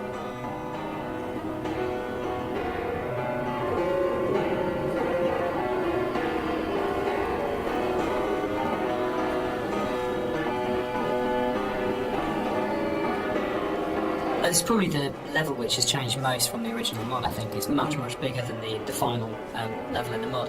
One of the major changes in there is in the original mod, the whole side of the cliff face was covered in painting and writing, and a lot of that moved inside to that corridor in the caves where it's really obsessionally painted on. And it was really, we spent so long on that because we were trying to get it looking right. Because it's one of those really interesting examples where I loved the image and the idea that you've got this guy painting the entire side of a mountain with words and symbols and things. But it was really interesting, when it went into the rebuild, it just never worked. And I think it was because the environment was so crude in the mod that those symbols and that painting became the focus of the level, and it changed the feeling of the level completely, when actually that just wasn't something we could realise in any way, that not even technically, but just didn't artistically look and feel right. And I think probably sort of retrospectively, looking back on it, that's about the sort of the sophistication and the subtlety that then came into the art, rather than just being, this is literally just a canvas that we write words on, to actually the environment telling its own story without the story being literally painted on it. Yeah, it was very difficult when we were experimenting with that to kind of like make it not completely unreal. I think for me it was kind of, I wanted to kind of bring the player a little bit back into reality after the caves. And I think with having those symbols everywhere, it was kind of pushing them out a little bit. So I think what we came to, the kind of compromise we had, it was kind of a nice in between. Yeah, it didn't feel like a compromise to me. It felt like, no, it felt like it didn't work, but it kind of, but those symbols were coded. Like there's the hill in the background when you're standing right at the end of the boat and you look back and you suddenly realise that the shape of the mountain is the shape of a woman lying on a side asleep. And that, I remember seeing it for the first time around and going, it's saying the same things, but it's saying it in a much, much, much subtler way than in the initial layer. But it was definitely challenging going back to how do you have a deep, complicated, subtle art style, but still manage to have something which is very sort of stark and symbolic laid over the top. It was much more challenging.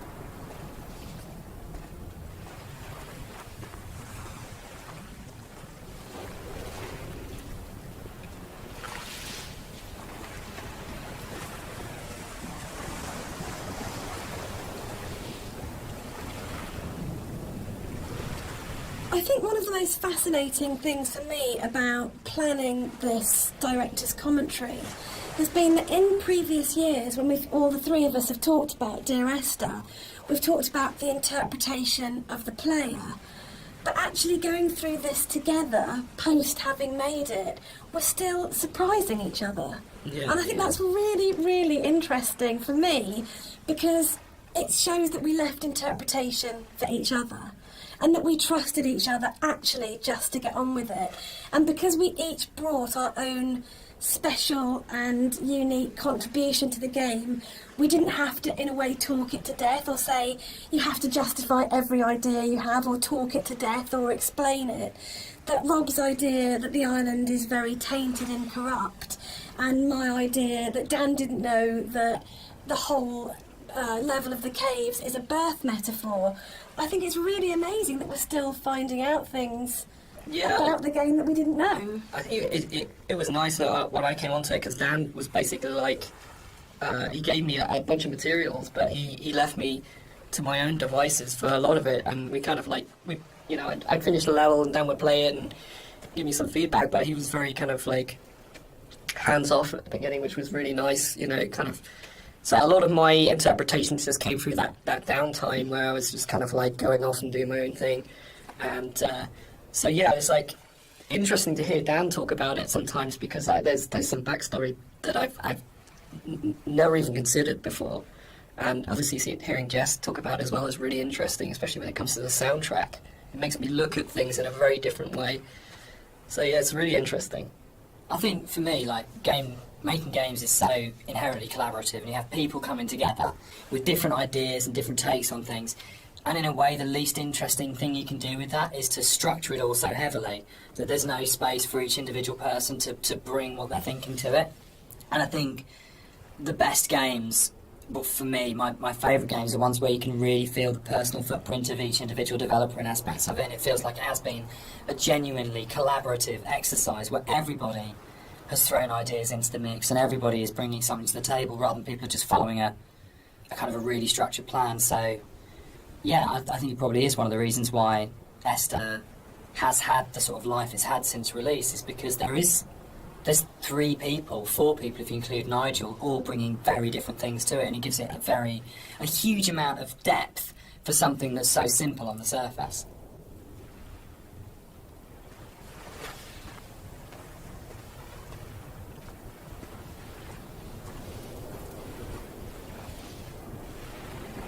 I'd been on holiday to Greece lots of times, and one of the things that I always really responded to emotionally was those shrines that you see on the road, and sometimes they're dedicated to saints, and sometimes they're to markate where an accident has taken place.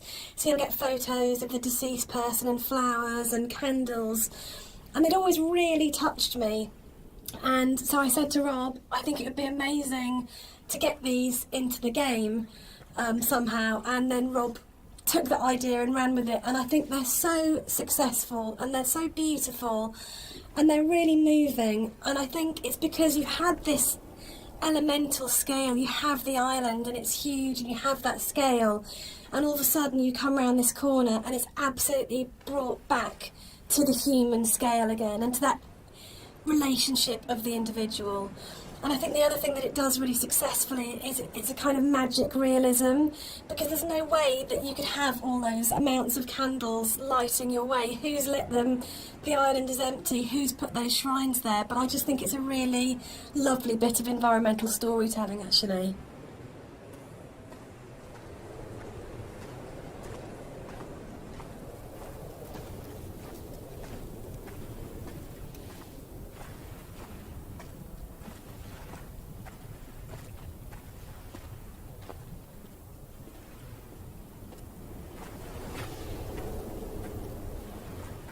One of the really nice things about the move from mod to the commercial version is that we had a couple of years worth of the community talking about the game before we went back into it again. And one of the things that I read on a forum was that someone had constructed this amazing version of the story where they'd decided that the narrator was Paul. And I hadn't thought of that. It was never part of the original writing. And I thought, that's so amazing that as a writer, your audience can find something in what you're doing that you hadn't thought of. So it was really important when we went back in to record the additional set of voiceovers.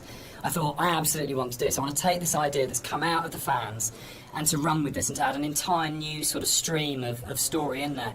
So we added in a couple of cues within the fourth level that intimated much more strongly that actually Paul wasn't this other character who caused the accident, but actually you were responsible for everything.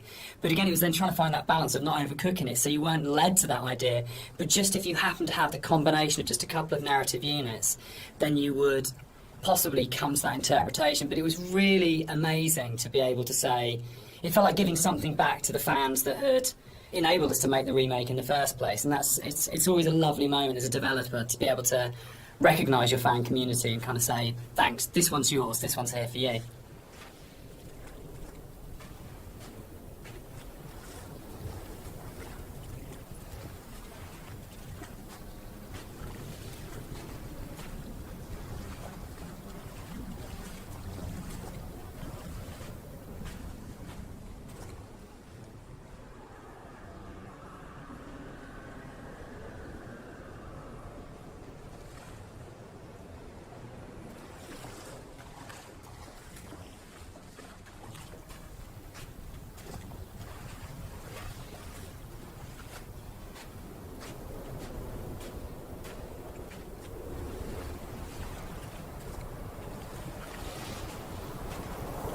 What's fascinating to me, Dan, is that you're an atheist, but each of the three games that we've made are so strongly about religion, either the language or taking allegories and stories. Why are you so drawn to it? I think I'm really interested in people and the stories that make up people. And I think there is in the Bible, like most kind of religious texts, it's not about what it is, it's about what is behind what it is, and that's what you're really getting to, is the idea of the sort of the parable or the metaphor. And it really felt like, particularly with Paul on the road to Damascus, is a story that many people know and we can understand, and it's about redemption and consequence and guilt and transformation and who you really are and what that means. And it felt like just a really strong, powerful way of making it very accessible, the narrator's kind of inner turmoil, in a kind of a story that we know really well. And there's a universality to those kind of questions that, whether it's, Christianity, whether it's Islam, whether it's kind of Buddhism, that they're asking very broadly similar questions. What does it mean to be human? What does it mean to be a good person? How should we behave to each other? How should we feel about the world we're in? And it's a really powerful way of speaking to a lot of people. I think that's what's been really important as well, is that it's about saying no matter who you are or what your kind of like outlook on life is, whether that's faith-based or secular, that we are all effectively asking the same questions and that's why I think all our games kind of tend to be around those questions.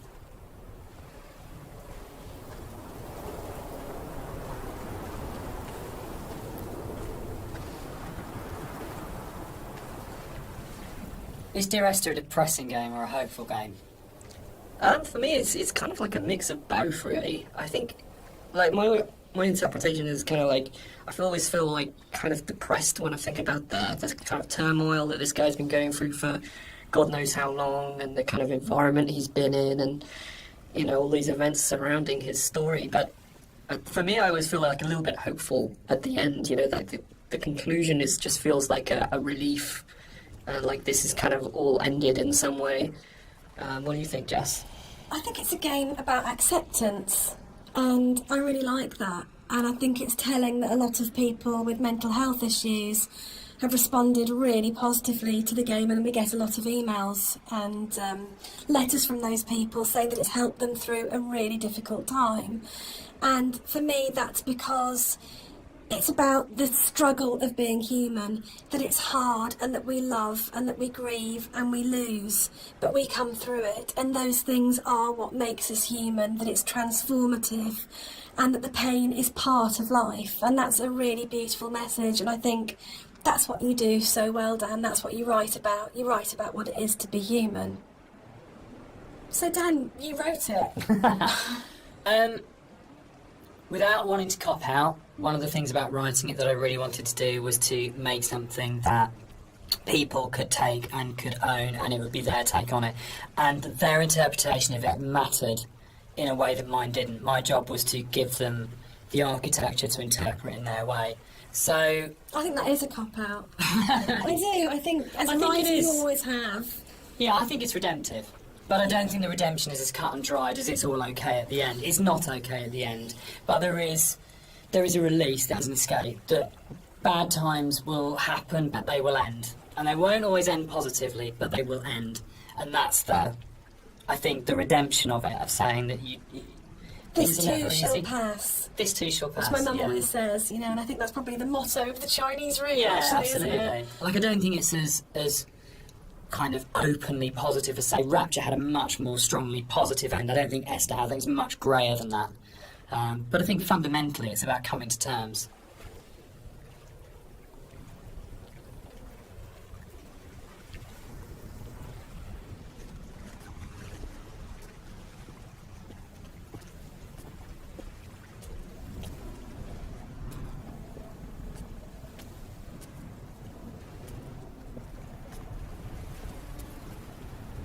So, Dear Esther is the first walking simulator. How do you feel about walking simulator? You know what, I think I took offence to it when it first became a thing, but, you know, I think actually I don't mind it so much now. I think the fact that we have kind of taken ownership over it, like that genre has been kind of, made our own by not just our game, but like a bunch of different games that kind of embraced it. I don't know, what do you guys think? I'm still really confused about the need to categorise in games, probably more than any other creative industry, and I think it shows that games have a long way to come in terms of how we describe an experience. So I do agree with Rob that it's really positive that we reclaimed Walking Simulator, but I still find it reductive, possibly, as a term. What about you, Dan? I think for me it's people want to know what they're buying and what they're getting into, and I think it's so people understand what a walking simulator is now, in a way that if it was like first person adventure or slow moving, not very interactive, story driven games, they're all sort of really very fluffy. But I think if you buy a game and someone says it's a walking simulator now, you've got a pretty good idea what you're getting. And there's Gone Home, Firewatch, Stanley Parable, there's so many other really good titles that kind of fall within that group of games out there now, that it does have an identity, and I think that's the really good thing about it. I mean, when Esther came out, there was literally nothing. We had no idea how we described it or what we called it. We actually struggled with that quite a lot. And sort of ended up being sort of like a ghost story, because it felt like it was the closest thing we could get. But it feels like now you can make a game like this and you can say it's a walking simulator, and people will know what it is straight away. Yeah, I think that's the nice thing is there's a whole group of games out there now that quite comfortably put themselves into that category. And so it's like, if we were to come out before and just said it's a walking simulator, people would have been like, well, that sounds terribly boring. Why the hell would I play that? But now people kind of are a little Seek bit. them out. Yeah, now people are kind of familiar with what that means. The people are there who actually seek this sort of stuff out, and it's kind of really cool. I mean, me myself, I would actually do that, use that as a term to search. But yeah, I mean, it's a very simplified term for what our game is, and there's obviously a lot more to it than walking.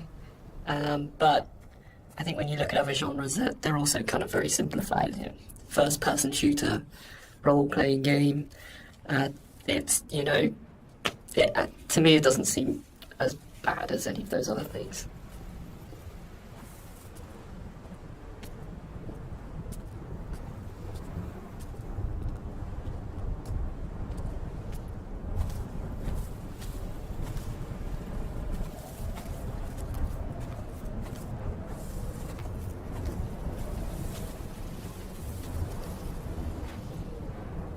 The last level ended up being quite a lot bigger than the original mod, and it's also the one where actually the movement around it is in a way the most artificial. There's the big zigzagging cliff path that basically it's like a series of straight lines from point to point. There isn't a lot of movement, and one of the things that was really difficult to do with that was to not make it feel too much like a corridor and to give it that sort of sense of space and that you were actually exploring somewhere quite natural. I think, Rob, there was stuff which you put in there, like little new beat moments, like the ruins at the edge of the cliff, that just helped the player feel like they were on a journey rather than being pushed through a pipe. Yeah, it was kind of just giving the player the reward for continuing on, and it, you know, kind of still giving them some aspect of exploration and things to discover. I mean, the journey in this one is mostly vertical. But in the spaces where you are going horizontally, you know, there's at least in the original mod, there wasn't a lot to see or do. So I just tried like layering in some very subtle things that didn't necessarily add huge arcs to the story, but just kind of added little questions more than anything else. Like I added the dog with at the end. There was this, there's lots of little bits and pieces that have kind of been layered in to really just make it a lot more of an interesting place despite the size.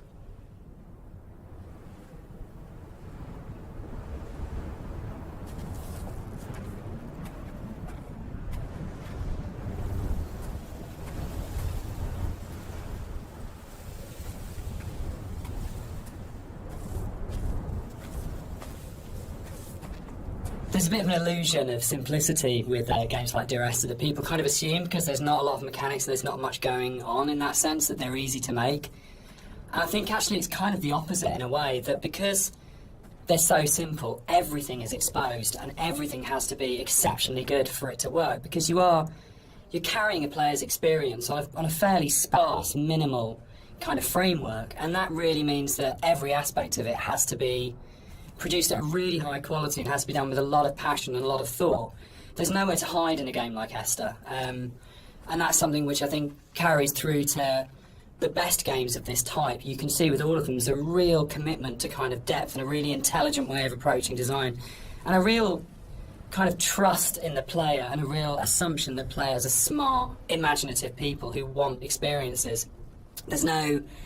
It's not a game that it's easy to just knock off or to do with any kind of lazy attitude. You have to be really, really passionate and care a great deal and put a lot of thought into it if it's going to work.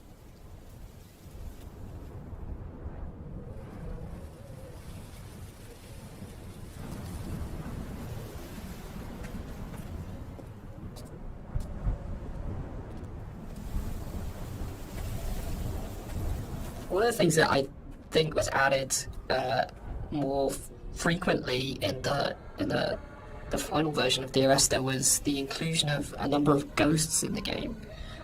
These are not like ghosts that you'd see in a normal horror game. They're just very loose silhouettes that you'll see around the island, usually like quite a distance off, or just kind of somewhere that you'd barely see it out of the corner of your eye.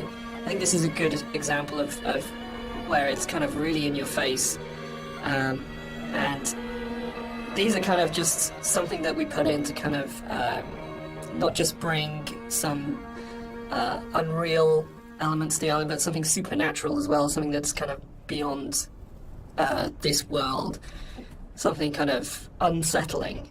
And yeah, we've, a lot of effort's been put in to make these things very subtle. I didn't really want them to be like, I didn't want it to be a ghost story, so to speak, but I just kind of wanted to bring some of this supernatural element into the game, and this area is probably one of the most prominent because you can see it just before you go down into the gully here, and I think it's really one of my favourite scenes just because of it being so spooky, so unreal, and so interesting.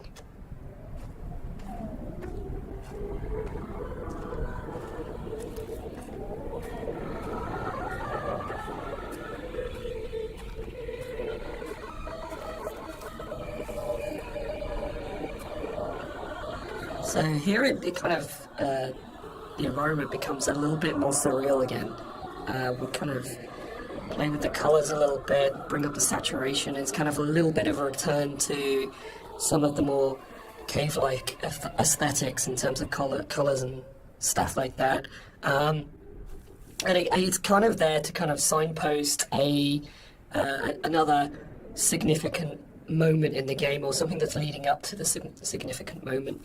It goes back to this kind of idea of having these emotional signposts in the visuals of the game, without it being overly obvious. And some of that emotional stuff comes through just through the colours of the environment, and the more saturated they are, the more kind of surreal things become.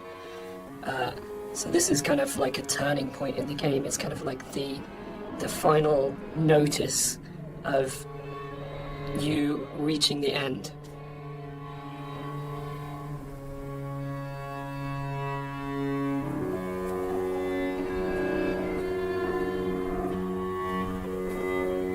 The music that's playing here is a repeat of another cue, and originally we hear it played on the piano, and the string quartet take on the piece here.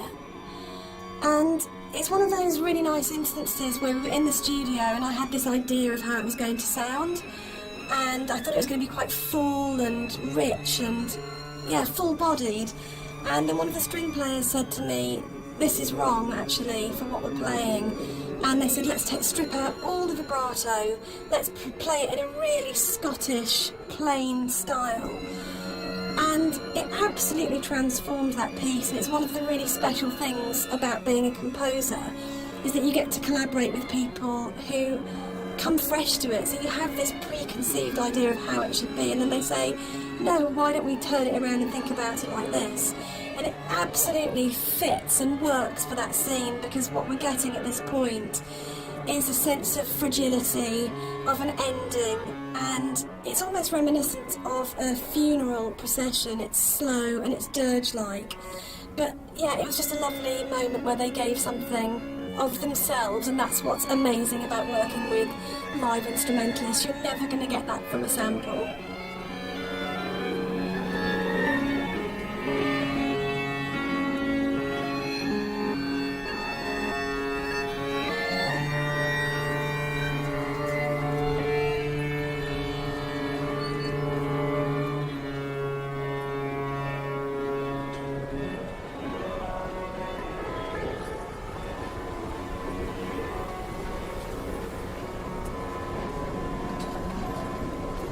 It was possible that this last section of the game could have felt quite laborious and forced because it's two long zigzagging paths that just go up, and there was a real importance to getting it right, and quite a lot of work went into it. I think at this point for me, you probably as a player understand that the narrator's going to die at the end, and that this is it. And that unlike where the rest of the island, there's this sense that this could just keep going on forever and ever and ever, and you're going to keep the motif of come back.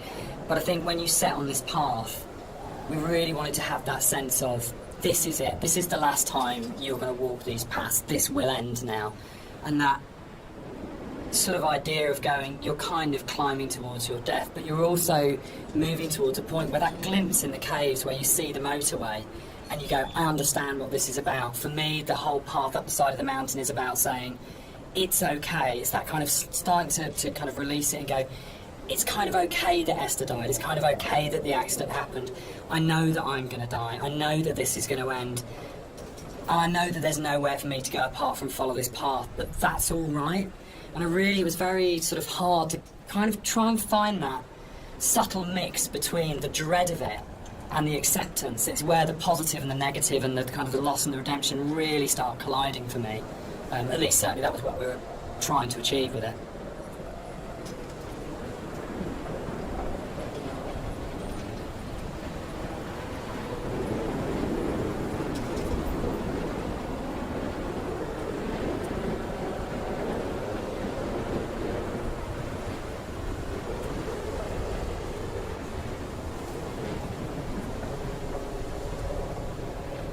With the climb being quite a poignant moment of the game overall and of the story, it was quite a difficult task to try and make that climb still interesting and not too laborious, because it's kind of this zigzag up there with nothing really. There's no real environment. You just kind of have the sea on one side and the cliff face on the other. So there was quite a lot of work that went into kind of building up this feeling of tension as you're rising and kind of making this moment as poignant as possible while still making it interesting. So a lot of effort was put into building up this weather, building up the winds and the swaying of the grass and kind of the volume of the soundscapes and everything mixing together with the music, and just kind of visually really trying to make this a tense moment. And I think it's hopefully been pulled off all right. And you'll notice when you get to the top, this kind of tension dies, and that's very purposeful. You'll see no more wind. It's just kind of like a symbolic thing where you're coming to the last moment, the point of no return. And that's been very deliberately designed that way.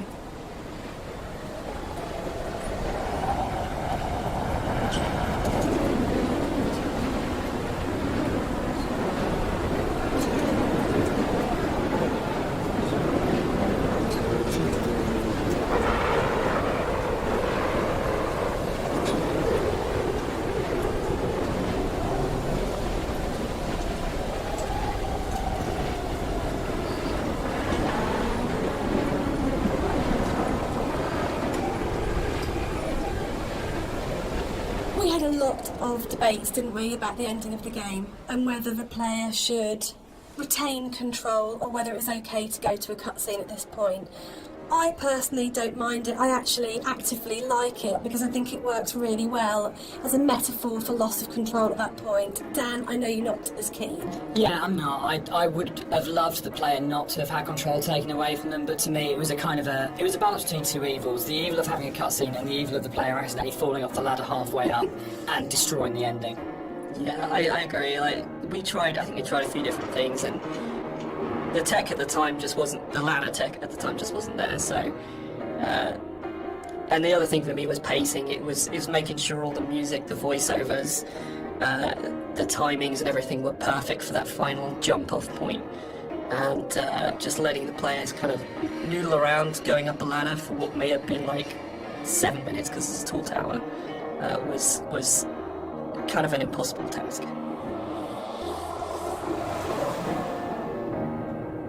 One of the things that I enjoyed the most on working on Dear Esther was Rob's beautiful visuals were so inspiring, but Dan's words are always so amazing to write to. I think that's where we start as a partnership. And the music at the end was so easy to write because that last voiceover is the pinnacle of the writing to me, as it should be, because it's the last VO, so you would have failed if it wasn't good, but it is just so beautiful and moving. And for me, talking about whether it's a hopeful ending, the music is really hopeful at this point, and it signifies to me transformation, freedom, escape, acceptance. Yeah, and it was just a beautiful cue to write, actually. I don't know, I can't remember quite where it came from in the mod, but the moment when we went, well, we could put the bird in there, and you could see the bird's shadow, and actually it turned from being kind of like a straightforward literal suicide into a metaphorical, or to my mind, kind of like, I always really believed the narrator did turn into a bird just before they hit the ground, and that was really important. I think it's probably the strongest ending in any of our games so far. But yeah, I'm very proud of the way everything came together in that last section. Yeah, I think it's the bird thing is particularly interesting because I think it was in the original mod, but the timings and everything were just all off, and you never really saw the seagull. At least the shadow as well. It was all kind of like a little bit broken. And I remember when we went back in, I made a real effort to try and get that shadow just out of the center of the view, so you kind of have this hint of something happening, and I think you can hear the sound of a seagull flapping its wings. It's like very subtle, but like I say, I kind of really like the way that came together. It kind of it's very like I say, it's kind of like a release, but at the same time there's still this kind of ambiguity there that's kind of beautiful. And I'm really proud that I got the monitor in at the end for an ending of, it goes into the hospital monitor, signifying the flat line. And I think it's one of those moments where you never want to be so clever that people notice it and it takes them out of the moment, but it just flows in through the music, and it just feels like everything comes together at that last point. That last VO, Rob's amazing visuals and the music, and it feels like a really, really strong and beautiful ending. And then in the last second, Nigel Carrington's delivery of just those two words have come back, where he just pitch perfect. Yeah.